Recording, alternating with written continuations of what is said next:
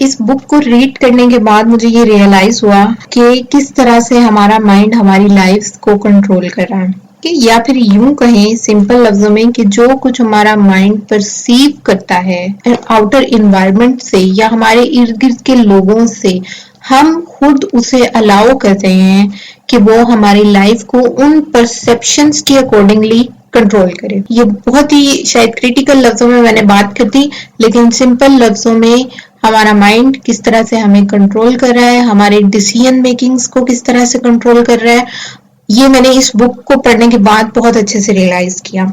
मैं सब एंटरप्रेन्योर्स को रिकमेंड करती हूँ कि वो ये बुक लाजमी पढ़ें।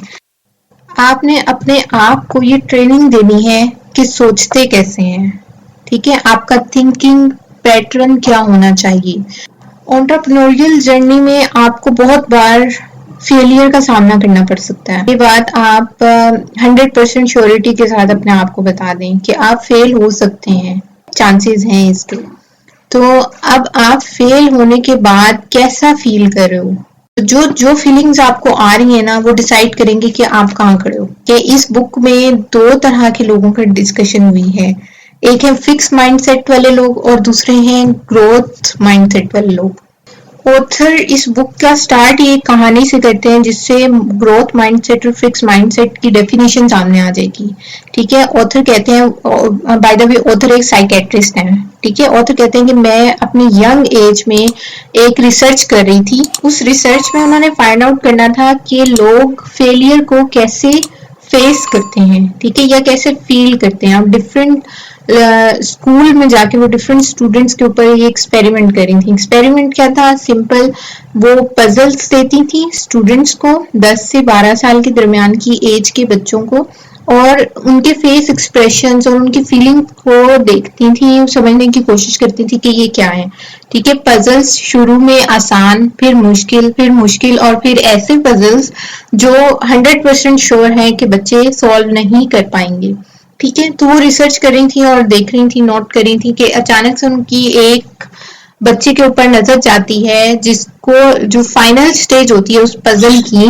मुश्किल तरीन पजल जब दिया जाता है उस बच्चे को, एक चेयर को खुशी से पीछे करता है, ठीक है, और अपने सामने जो टेबल पड़ा होता है उसे आगे करता है और हाथ उठा के कहता है कि ओ वाओ, ठीक है। वो बहुत खुश होता है इस चीज से जब उससे वो पजल सॉल्व नहीं होती, और वो खुश इसलिए होता है, वो ऊंची से कहता है कि आज मुझे कुछ नया सीखने को मिलेगा। तो ये जो ऑथर है वो कहती हैं कि उस बच्चे से मुझे ये बात सीखने को मिल गई कि हम फेलियर को फाइनल रिजल्ट्स समझ के उसको फील करते हैं, जबकि वो क्या होते हैं, वो एक लर्निंग प्रोसीजर होता है, जैसे उस बच्चे ने एकदम सिखा दिया। और इनकी पूरी रिसर्च में ऐसे सिर्फ 2 बच्चे थे। तो ये होता है ग्रोथ माइंडसेट। जो चीज आपको अभी नहीं मिली, फेल हो गए, नुकसान हो गया, टाइम वेस्ट हुआ, आपका फाइनेंशियली लॉस्ट हुआ होगा लाजमी तौर पे, खास तौर पे एंटरप्रेन्योर्स के लिए मैं कहती हूँ, ठीक है।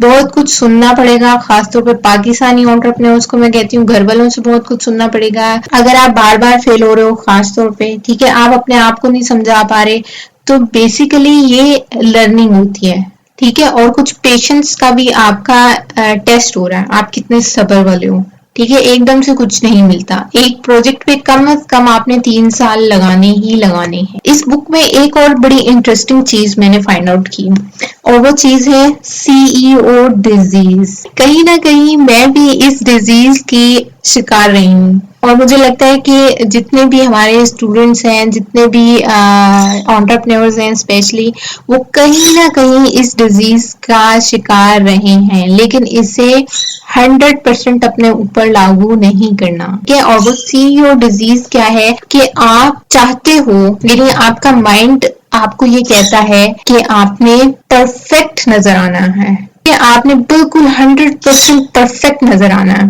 अपने कपड़ों से, अपनी चाल से, आप जब आ रहे हो और चलते हुए आ रहे हो तो सबको पता चले कोई बहुत बड़ा बंदा आ रहा है, और आपके इर्द गिर्द आपके असिस्टेंट हैं और पता नहीं क्या क्या, ठीक है। हर इंसान चाहता है कहीं ना कहीं, लेकिन this is not life, this is not reality. ये ऐसा सिर्फ फिल्मों और ड्रामों में ज्यादा जोर जोर से दिखाया जाता है कि कोई कंपनी का मालिक चलता हुआ आ रहा है।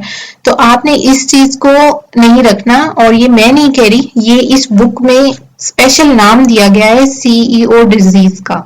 ठीक है, उसकी एक बड़ी वजह इस बुक में बताई गई है कि इस डिजीज की वजह से कंपनीज ने अपना कितना कितना लॉस किया है।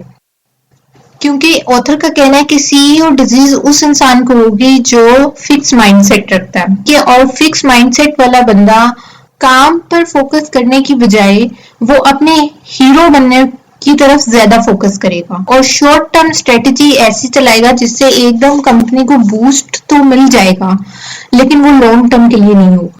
इस बुक में और भी बहुत सारी चीजें हैं जो मैं शेयर करना चाहती हूँ बट टाइम बहुत लग जाएगा, तो मैं रिकमेंड करूंगी कि आप ये बुक लाजमी पढ़ें। एक और चीज जो मैंने इस बुक से सीखी वो ये थी कि आपने अपनी तारीफ से नफरत करनी है। आपको अपनी तारीफ नहीं पसंद होनी चाहिए। उसकी रीजन ये है कि जो तारीफ है ना वो आपको फिक्स माइंडसेट का बनाती है।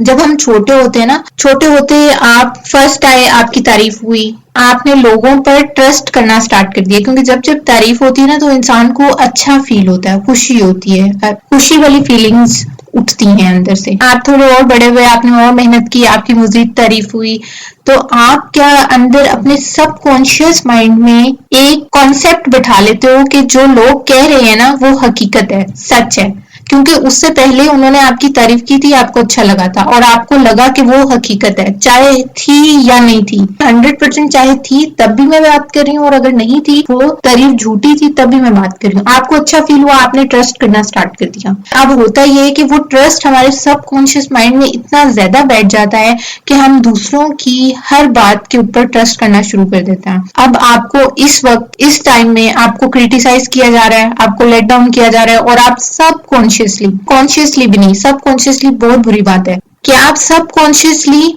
उसके ऊपर ट्रस्ट कर रहे हो कि हाँ ये बंदा ठीक कह रहा है, कहीं ना कहीं वो आपके माइंड में बैठ जाएगा। तो बचपन से लेकर अब तक यही फिलोसफी है इस चीज के पीछे कि क्यों कहा जाता है कि जो बच्चे फर्स्ट आते हैं उनको जॉब्स मिल जाती हैं, जो स्कूल में फर्स्ट बच्चे आते हैं उनको जॉब्स मिल जाती हैं, अच्छी भी मिल जाती हैं, लेकिन जो बच्चे मिड में होते हैं और खास तौर पे वो बच्चे जो बैक बेंचर्स होते हैं वो कंपनीज खोलते हैं, वो बिजनेसेस करते हैं बड़े बड़े। तो उसकी वजह यही है, फिक्स माइंडसेट वाला बंदा अपने आप को प्रूव करने के लिए मेहनत करता है, फर्स्ट आता है, आ तो जाएगा वो फर्स्ट, लेकिन वो सिर्फ अपने आप को प्रूव करने के लिए, वो उस ट्रैक पे रहने के लिए कि हाँ मैं सबसे ऊपर हूँ और मैं रहूंगा। जबकि होना ये चाहिए कि लर्निंग के लिए आपको आगे आना है। ठीक है, इतना अच्छा सीखना है, इतना अच्छा सीख के आगे बढ़ना है।